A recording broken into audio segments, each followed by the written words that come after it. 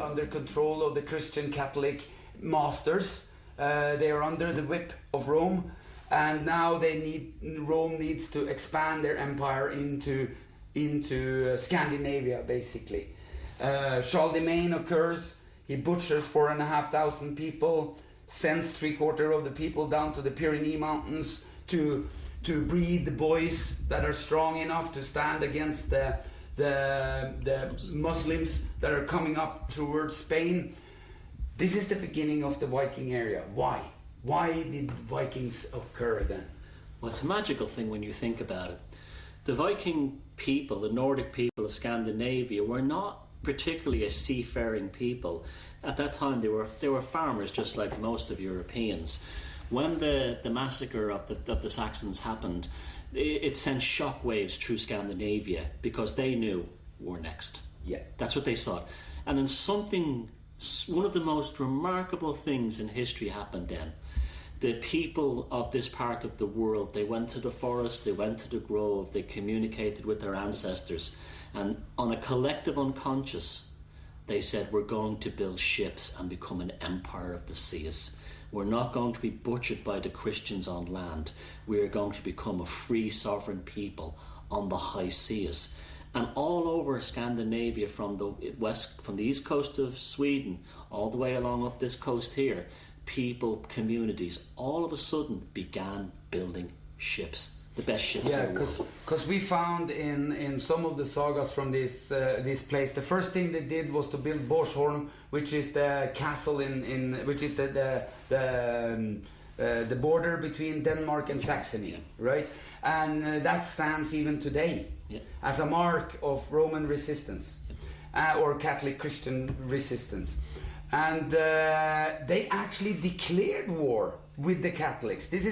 We in Norway get the impression that, oh yeah, all of a sudden the Vikings ran out of gold and they wanted to plunder and rape and lies. Yeah, it's all lies, right? And it is, so why are these lies told? Because this was actually, Scandinavia got together, like you said, in the forest. They searched their forefathers' teachings, compared it with the Roman teaching, and said this does not coexist.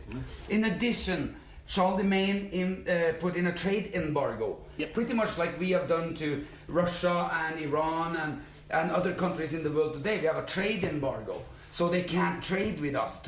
And that is the first step of war. Economic warfare. Economic warfare, right? You can't trade. It was a death penalty to trade with a, and the word barbarian came up, right? So if you trade with a Scandinavian, we will kill you under the law of the Farsis Rome, right?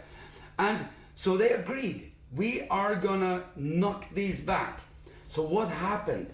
Well, how could we go from being proud men with arms now at sea with long ships, but by the time you see Olaf Haraldsson, later called Saint Olaf, by the time he appears in the history books, we have become what we fought.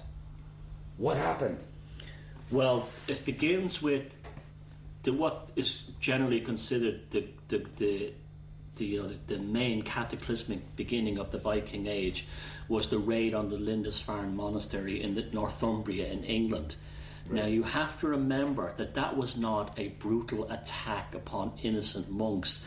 These monasteries were military outposts, just like the Americans, and if you're an American, listen to this today, just like Americans have bases in Afghanistan and the British, it was the same thing. There's people in your country, they don't belong there. So these were like foreign mercenaries who were helping. This is why, even in Charlemagne's court, Alcyone, the historian, 100 years later, is saying, why did the locals not protect the monks? Well, the attack on Lindisfarne was the catalyst that led, as you said, from the reverse, from our heathen ancestors to the Vikings becoming the ghosts that haunt themselves almost, through Christianity. Now, what happened there was, you first have to look at what Lindisfarne was. Every contemporary and even past and present portrays it as historical record, portrays it as an innocent monastery where these holy monks made manuscripts and they prayed to God in vows of silence. No, it was nothing at the source. These were military outposts. These were actual military bases to supply knights in the Christian armies. They would quarter them, and also the monks themselves treated the people on their lands appallingly. They treated the people who worked on monastic lands like cattle and sheep. They did no rights to people. While the monks lived in splendor, they drank beer, they had women, they had a great time. This is how it really was.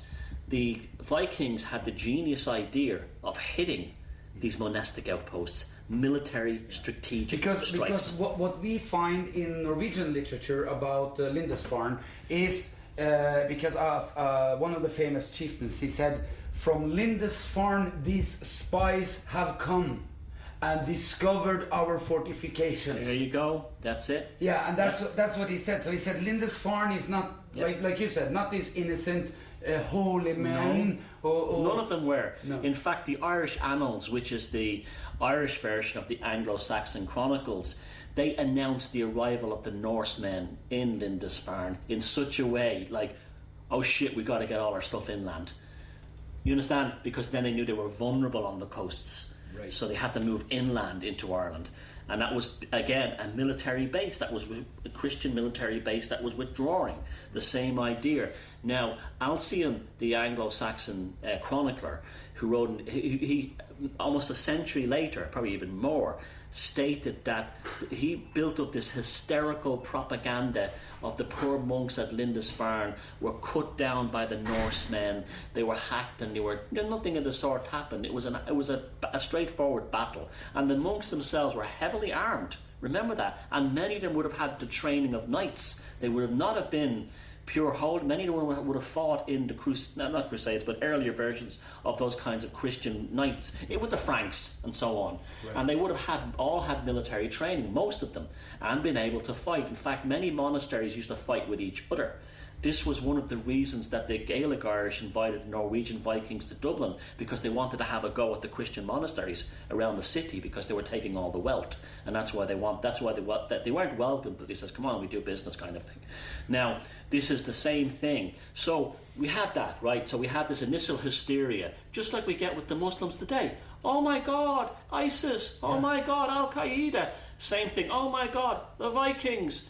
Same kind of thing, right? Now the Vikings, instead of actually fighting the the Franks in mainland Europe, they circumvented. So they went to the Islamic world to trade in Baghdad. So they could trade there because they were not Christians. And then they went down the sea route to Shetland, Orkney, down into Dublin, all around Ireland, and eventually over to Canada. So they were creating an empire of the seas that circumvented the Christian world.